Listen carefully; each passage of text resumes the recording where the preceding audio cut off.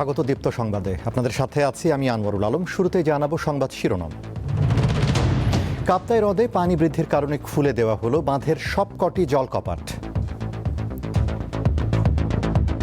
কাপ্তাই লেকে পানির level 104.08 fit MSA.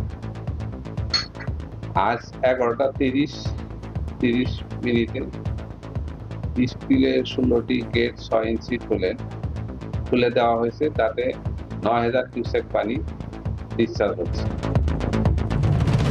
সুনামগঞ্জের দোয়ারা বাজারে 4.5 বছরেও শেষ হয়নি সেতুর নির্মাণ কাজ। 12 বছর ধরে নিজের টাকায় গাছ লাগিয়ে যাচ্ছেন কুড়িগ্রামের এক দপ্তরি।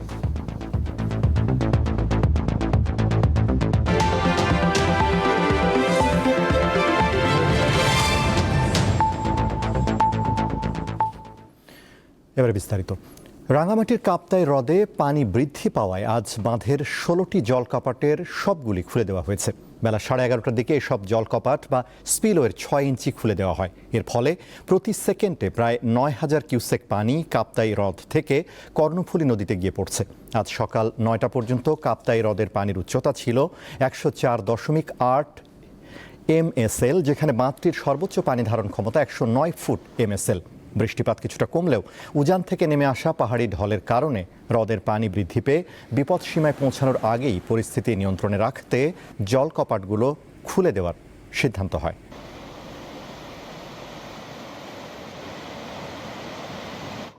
কাপ্তাই লেকে পানির লেভেল 104.08 ফিট এমএসএ। আজ 11টা 30 মিনিটে স্পিলের 16টি গেট 6 ইঞ্চি খুলে দেওয়া হয়েছে, তাতে 9000 কিউসেক পানি ডিসচার্জ হচ্ছে। পাশাপাশি আমার 5টা ইউনিটের মাধ্যমে বিদ্যুৎ উৎপাদন করা হচ্ছে, তাতে 222 মেগাওয়াট বিদ্যুৎ উৎপাদন হচ্ছে এবং 5টা ইউনিটের মাধ্যমে প্রায় 32,000 কিউসেক পানি ডিসচার্জ হচ্ছে। 50 বছর ধরে রশি টেনে নৌকায় নদী পার হচ্ছেন সুনামগঞ্জের দোয়ারা বাজার উপজেলার কয়েক গ্রামের হাজার হাজার মানুষ। দুর্ভোগ লাঘবে প্রায় 4.5 বছর আগে সেতুর নির্মাণ কাজ শুরু হলেও এখনও শেষ হয়নি। ফলে নদী পার হতে নৌকায় এখনও তাদের একমাত্র ভরসা। এভাবেই রশি টেনে নৌকায় নদী পার হয় নূরপুর, আলীপুর, সোনাপুর, বৈঠাখাই ও হাসনবাহার গ্রামের মানুষ। সময় বদলেছে, কিন্তু বদলায়নি নদী পারাপারের এই চিত্র। বর্ষা কিংবা পাহাড়ি ঢলে খাসিয়ামারা নদীর স্রোত বাড়লে ঝুঁকি বেড়ে যায় কয়েক গুণ। সবচেয়ে বেশি ভোগান্তিতে পড়তে হয় শিক্ষার্থী, নারী ও রোগীদের। স্কুলের ছাত্রছাত্রীরা কলেজে স্কুলে যাওয়া আসা করতে পারে না। এখন রুগী লইয়া আসা যাওয়া করতে সমস্যা দেখা দেয়। এই ব্রিজের কারণে আমরা দুর্গতির মাঝে আছি। স্থানীয়রা জানান, কোনো সেতু না থাকায় বাধ্য হয়ে গত 50 বছর ধরে এভাবে রশি টেনেই নদী পার হচ্ছেন তারা। দীর্ঘদিনের দাবির পর 2022 সালের ফেব্রুয়ারিতে 75 মিটার দীর্ঘ সেতু নির্মাণ কাজ শুরু করে স্থানীয় সরকার প্রকৌশল অধিদপ্তর LGED, কিন্তু সেটি এখনো চালু হয়নি। ব্রিজটা এই দিকে হয় না। হ্যাঁ, ব্রিজটা হইলে আমরা মনে করেন এই যে গাড়ি ঘোড়া আমরা সহজ হইতো, মানুষের কষ্ট মানে মুছে যাইতো। বেশি বন্যা হইলে, পানি হইলে নদী দিয়ে দড়ি দিয়েও মানুষ পারাপার করতে পারে না। অসুবিধার মাঝে আছি আমরা। LGED জানিয়েছে, সেতুর নির্মাণ কাজ দ্রুত শেষ করতে ঠিকাদারি প্রতিষ্ঠানকে নির্দেশ দেওয়া হয়েছে। আর দুই সাইডের অ্যাপ্রোচের মধ্যে এক সাইডে অ্যাপ্রোচ হয়ে গেছে। আমরা কাজটি দ্রুত শেষ করার চেষ্টা করতেছি। বিভিন্ন সময় ঠিকাদারকে মৌখিকভাবে টাকাটা দিচ্ছি। দ্রুত সেতুর নির্মাণ কাজ শেষ করে এই অঞ্চলের মানুষকে দীর্ঘদিনের ভোগান্তি থেকে মুক্তি দেওয়ার দাবি স্থানীয়দের। কামরুন নাহার, দীপ্ত, বার্তাকক্ষ। শুষ্ক মৌসুমে পানির অভাব, বর্ষায় বন্যা ও নদী ভাঙন, এসব সমস্যায় তিস্তা অঞ্চলের কোটি মানুষের জীবন জর্জরিত। এ থেকেই জন্ম তিস্তা মহাপরিকল্পনার। এই প্রকল্পে চীনের অংশগ্রহণ নিয়ে আলোচনা চলছে। বিশেষজ্ঞরা বলছেন, তিস্তা একটি অস্থির নদী, তাই নদী শাসনের উপর গুরুত্ব দেওয়ার পাশাপাশি প্রকল্প বাস্তবায়নে পরিবেশগত দিক বিশেষভাবে বিবেচনায় রাখতে হবে।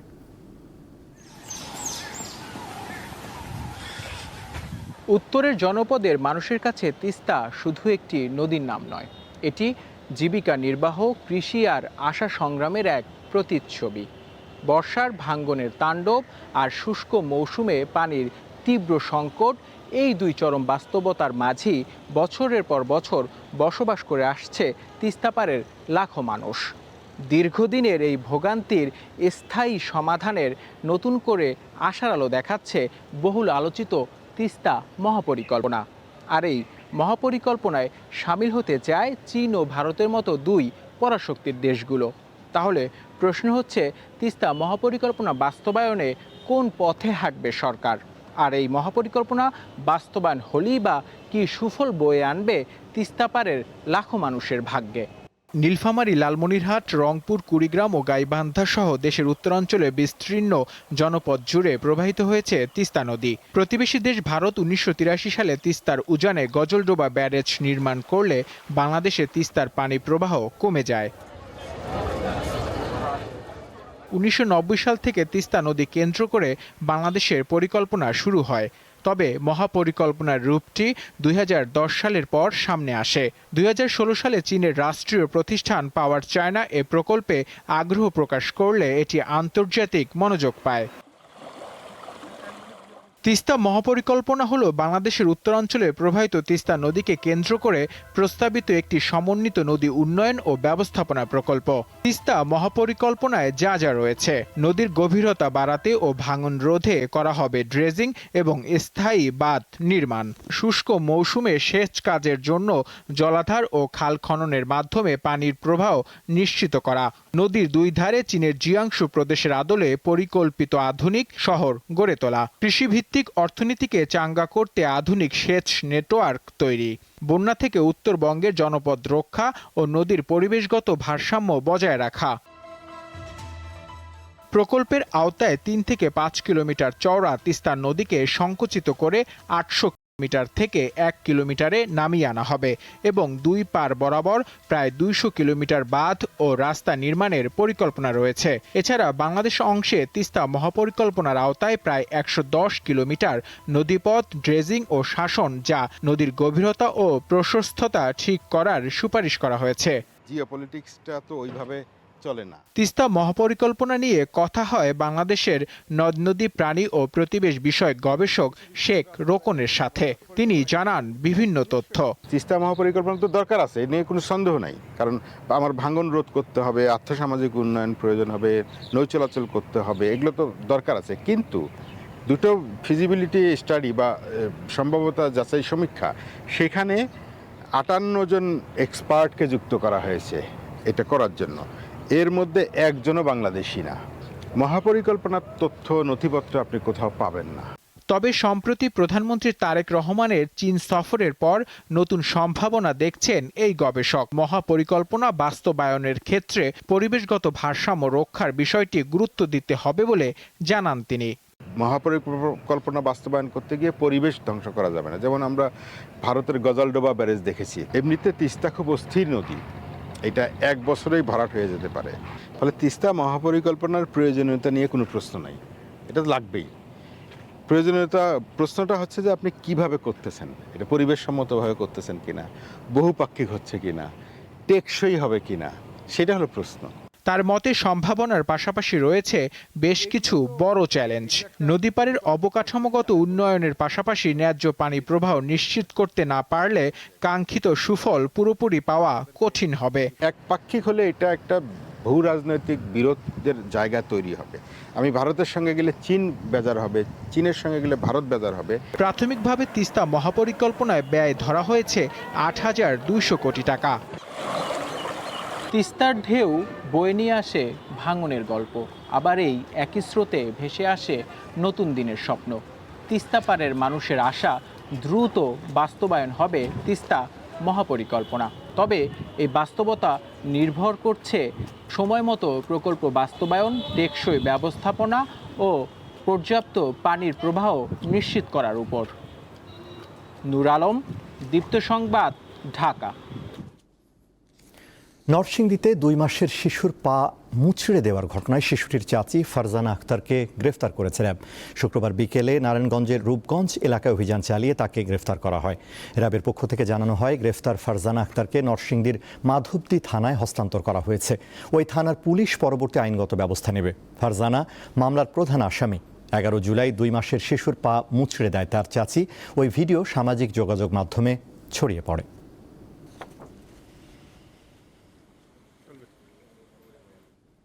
এবার থাকছে উদ্দীপ্ত যা কিছু ভালো ও উদ্দীপনার।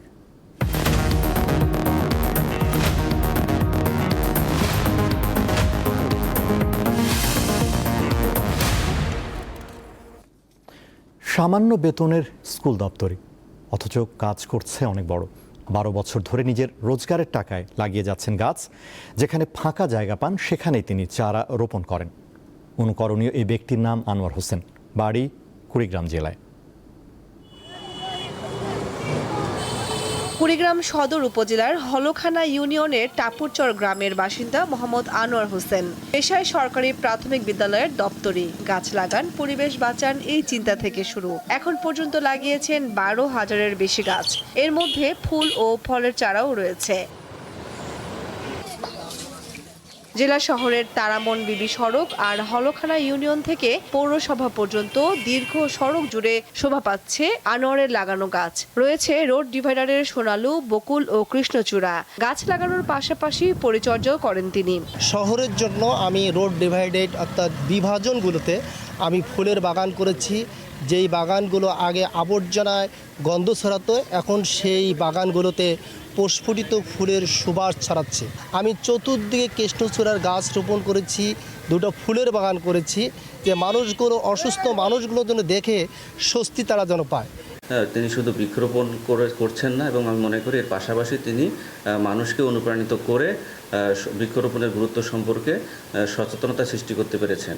প্রতিটি গাছের পাতা আর ফুলে ফুলে ছড়িয়ে আছে এই বৃক্ষপ্রেমীর ভালোবাসা ও ইচ্ছে শক্তি। জীবনের শেষ সময় পর্যন্ত গাছ লাগিয়ে যেতে চান আনোয়ার হোসেন। কামরুন নাহার, দীপ্ত, বার্তাকক্ষ। এবারে QI স্টিল চট্টগ্রাম সংবাদ।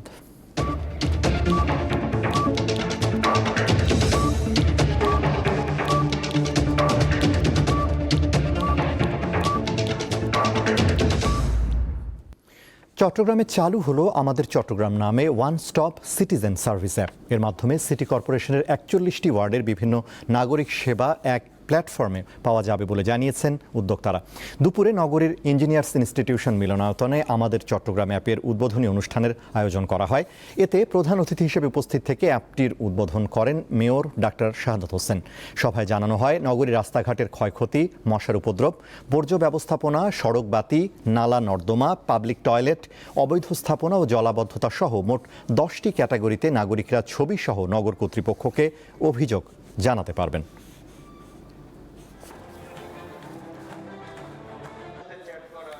রাজধানীর তেজগাঁওয়ে অনুষ্ঠিত হলো exclusive semifinal football screening. Spray on, celebration on শিরোনামে এই বিশেষ আয়োজনে অংশ নেন ক্যাম্পেইনের বিজয়ীরা। ইভেন্টের অন্যতম আকর্ষণ ছিলেন বাংলাদেশ জাতীয় ফুটবল দলের অধিনায়ক জামাল ভুঁইয়া। তিনি উপস্থিত থেকে বিজয়ীদের সঙ্গে সময় কাটান, তাদের সঙ্গে ছবি তোলেন এবং আন্তরিকভাবে মত বিনিময় করেন। তার উপস্থিতিতে পুরো আয়োজন আরও প্রাণবন্ত হয়ে ওঠে। অনুষ্ঠানে পার্ক এভিনিউ তাদের নতুন 4X নিও নো গ্যাস পারফিউম আনুষ্ঠানিকভাবে উন্মোচন করে। লাইফ অন স্যাভলন নামে স্যাভলনের নতুন অধ্যায়ের সূচনা হলো। এ উপলক্ষে ACI এর প্রধান কার্যালয়ে অনুষ্ঠানের আয়োজন করা হয়। এতে জানানো হয়, এই নতুন যাত্রার মূল লক্ষ্য হলো মানুষের দৈনন্দিন জীবনে সার্বিক সুস্থতা নিশ্চিত করে একটি আত্মবিশ্বাসী প্রজন্ম গড়ে তোলা। অনুষ্ঠানে উপস্থিত ছিলেন ACI PLCর chairman M Anisuddaula, managing director Arif Daula, ACI consumer ব্র্যান্ডসের প্রেসিডেন্ট মোহাম্মদ রেজাউল ইসলাম সহ অন্যান্য কর্মকর্তারা। Over 50 years globally of the work that the team has done, I think.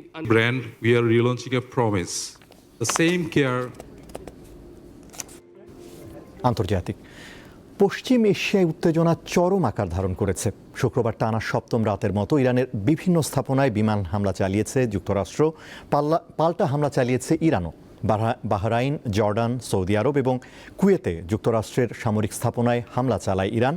আগ্রাসন বন্ধ না হওয়া পর্যন্ত উপসাগরীয় অঞ্চল থেকে কোনো রাসায়নিক সার, এমনকি 1 ফোঁটা তেল ও গ্যাস রপ্তানি করতে দেওয়া হবে না বলে হুঁশিয়ারি দিয়েছে ইরানের ইসলামী বিপ্লবী গার্ড IRGC। সর্বশেষ হামলা পাল্টা হামলায় আরও বিস্তৃত হয়েছে পশ্চিম এশিয়ার সংঘাত। একদিকে ইরানের বিভিন্ন শহরে মার্কিন বিমান হামলা, অন্যদিকে উপসাগরীয় অঞ্চলে মার্কিন সামরিক স্থাপনাগুলোকে লক্ষ্যবস্তু করার দাবি করেছে তেহরান। ইরানের ইসলামিক রেভলিউশনারি গার্ড বাহিনী IRGC জানিয়েছে, বাহরাইন, জর্ডান এবং কুয়েতের একাধিক সামরিক স্থাপনায় পাল্টা হামলা চালিয়েছে তারা। জর্ডানে 2টি সামরিক ঘাঁটিতে ইরানের হামলায় বেশ কয়েকজন মার্কিন সেনা সদস্য আহত হয়েছেন। নাম প্রকাশে অনিচ্ছুক একাধিক মার্কিন কর্মকর্তার বরাতে এ তথ্য জানিয়েছে যুক্তরাষ্ট্রের সংবাদ মাধ্যম CBS নিউজ। এক্সিওসের এক প্রতিবেদনে বলা হয়েছে, সৌদি আরবে একটি মার্কিন সামরিক ঘাঁটিকে লক্ষ্য করে ব্যালিস্টিক ক্ষেপণাস্ত্র ছুড়েছে ইরান। এছাড়া বাহরাইনে অবস্থিত মার্কিন ড্রোন ভেসেল ডিপো এবং বাহরাইনের প্রধান AI সেন্টার ধ্বংসের দাবি করেছে IRGC। এর আগে সপ্তম রাতের মতো ইরানের বিভিন্ন এলাকায় বিমান হামলার কথা জানায় যুক্তরাষ্ট্রের সেন্ট্রাল কমান্ড সেন্টকম। হামলায় ব্যবহার করা হয়েছে যুদ্ধবিমান, ড্রোন এবং যুদ্ধজাহাজ। তেহরানের নজরদারি ব্যবস্থা ধ্বংস করার উদ্দেশ্যে এই হামলা চালানো হয়েছে বলে দাবি মার্কিন বাহিনীর। ইরানের দক্ষিণ অঞ্চলের লার, জাস্ক, সিরিক, বুশেহের ও বন্দর আব্বাস সহ কাশেম দ্বীপ, আহবাজ এবং ইয়াজাদ শহরে এসব হামলা চালানো হয়। ইরানের রাষ্ট্রীয় গণমাধ্যমের খবরে বলা হয়েছে, হরমুজ প্রণালীর নিকটবর্তী হরমোজান প্রদেশে মার্কিন হামলায় কমপক্ষে 3 জন নিহত হয়েছেন। এদিকে হরমুজ প্রণালীতে মাইন বিস্ফোরণে 2টি তেলবাহী জাহাজ ক্ষতিগ্রস্ত হওয়ার যে দাবি IRGC করেছে তা ভিত্তিহীন বলে জানিয়েছে সেন্টকম। সাইফুর রহমান শিশির, দীপ্ত বার্তা কক্ষ। এবারে BRB কেবলস নিবেদিত ফিফা ওয়ার্ল্ড কাপ 2026।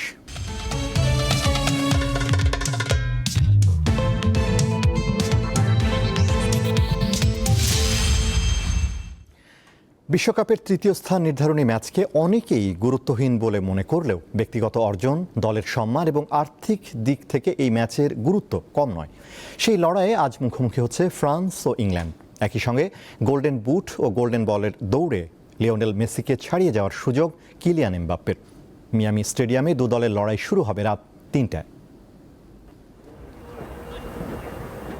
বিশ্বকাপে সেমিফাইনালে স্পেনের কাছে হেরে বিদায় নেয় 98 ও 2018 বিশ্ব চ্যাম্পিয়ন ফ্রান্স। শিরোপার আশা চূর্ণ হলেও টিকে আছে ফরাসিদের সেরা খেলোয়াড় কিলিয়ান এমবাপ্পের গোল্ডেন বুট জয়ের সম্ভাবনা। আর্জেন্টিনা লিওনেল মেসির সমান 8 গোল এমবাপ্পের, তবে অ্যাসিস্টের দিক থেকে এগিয়ে মেসি। 3য় স্থান নির্ধারণী ম্যাচে এমবাপ্পে গোল পেলে গোল্ডেন বুটের সম্ভাবনা উজ্জ্বল হবে তার।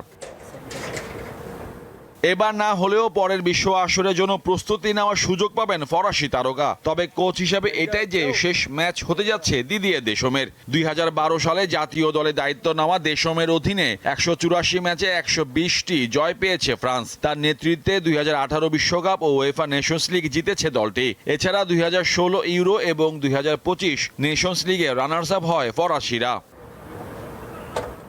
দেশমে বিদায় ম্যাচকে তাই রাঙাতে চায় ডেম্বেলেরা। ম্যাচে কয়েকজন রিজার্ভ খেলোয়াড়কে সুযোগ দেওয়া হলেও ব্যক্তিগত মাইল ফলকের কথা বিবেচনায় শুরুর একাদশে থাকবেন কিলিয়ান এমবাপ্পে।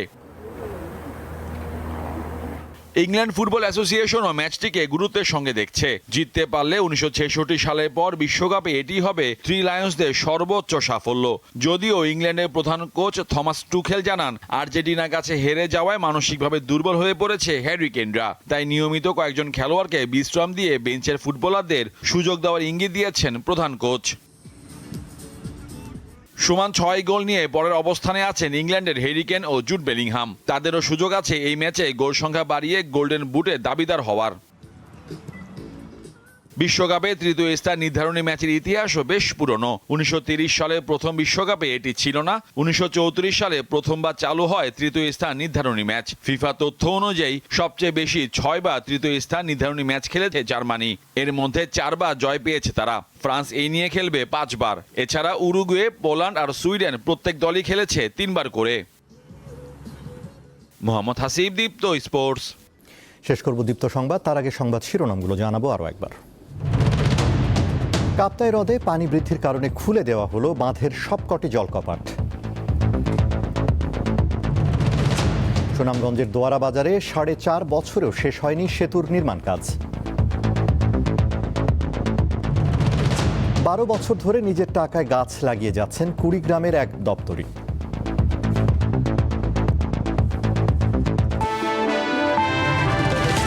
এই ছিল এখনকার মতো। আমাদের পরবর্তী দীপ্ত সংবাদ সন্ধ্যা 6:40 দেখার আমন্ত্রণ। এছাড়া আরও তথ্য বিনোদনের খবর পেতে যুক্ত থাকুন দীপ্ত টিভির ডিজিটাল প্ল্যাটফর্মগুলোতে। ধন্যবাদ।